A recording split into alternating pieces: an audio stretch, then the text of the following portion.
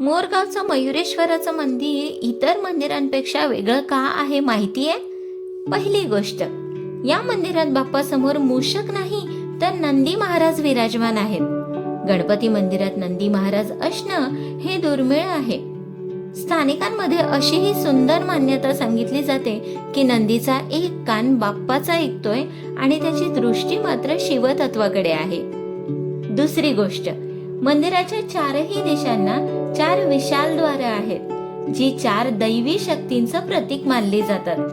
तिसरी गोष्ट, मंदिराच्या आवारातील पवित्र मांदार वृक्ष आणि प्राचीन कल्पवृक्ष या क्षेत्राचं विशेष महत्त्व वाढवतात.